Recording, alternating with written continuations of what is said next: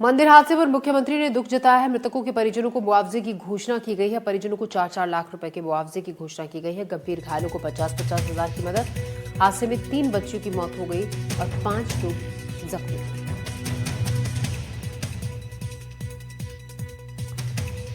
तो निर्माणाधीन मंदिर का गुंबद गिर गया, जिसमें 3 बच्चियों की दबने से इसके मलबे में मौत हो गई और 5 लोग घायल हुए हैं, जिनमें एक बच्ची की हालत गंभीर है, जिसको ग्वालियर रेफर किया गया है। बताया जा रहा है यहाँ पर मंदिर में काम चल रहा था। 2 तस्वीरें आप देख रहे हैं, घायल बच्चियों की तस्वीरें जो कि अस्पताल में भर्ती हैं। एक बच्ची की तबीयत ज़्यादा खराब बताई जा रही है, जो कि ग्वालियर रेफर की गई है। देखिए, छोटी छोटी बच्चियाँ जो इस हादसे का शिकार हुई, 3 बच्चियों की मौत हो गई है और जो बच्ची वहाँ पर बताया जा रहा है कि प्रसाद वितरण वहाँ पर चल रहा था और इस दौरान बच्चियाँ वहाँ पर खाना खा रही थी जिस वक्त ये हादसा हुआ। उपेंद्र गौतम हमारे संवाददाता हमारे साथ है इसी खबर पर ज़्यादा जानकारी के साथ।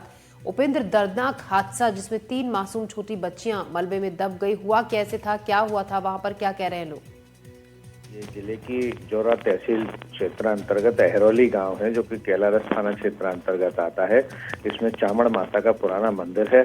कल गुप्त नवदुर्गा की अष्टमी थी। यहाँ पर जो गांव का निवासी है सतीश गौड़, जो मुगावली में रहता है, अपनी पत्नी और बच्ची के साथ में वहां पर पूजा करने गया था और इस पूजा के दौरान ही उन्होंने छोटी छोटी बच्चियों को मिलाकर प्रसादी वितरण भोजन कराया था।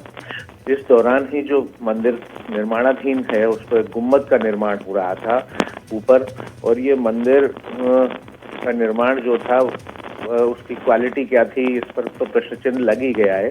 लेकिन जब बच्चियां उसमें अंदर प्रसाद ग्रहण कर रही थी, उसी दौरान ये गुम्बद की पट्टियां टूट कर नीचे आ गई, बहुत सारा मलबा नीचे आ गया और ये 10 लोग, मतलब 8 बच्चियां और वो पति पत्नी जो प्रसाद वितरण कर रहे थे, भोजन वितरण कर रहे थे, वो सारे के सारे नीचे दब गए।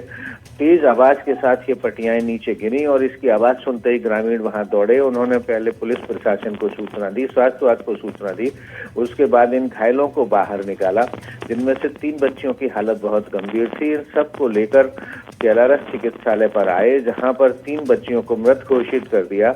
वहीं 2 जो सामान्य बच्ची थी उनको घायल प्राथमिक उपचार के बाद वहीं दाखिल कर दिया गया। लेकिन 4 बच्चियों के साथ पत्नी सतीश गौड़, उसकी पत्नी गुड्डी को मुरैना इलाज के लिए भेजा गया, जहां उनकी हालत स्थिर बनी हुई है। लेकिन मुरैना में भी एक छोटी बालिका विद्या की जब स्थिति को गंभीर देखा तो उसको ग्वालियर भेज दिया गया है। मुरैना में जो इलाजरत है उनकी हालत अभी स्थिर बनी हुई है। वहीं ग्वालियर की भी जो बालिका है उसकी भी हालत स्थिर बनी हुई है।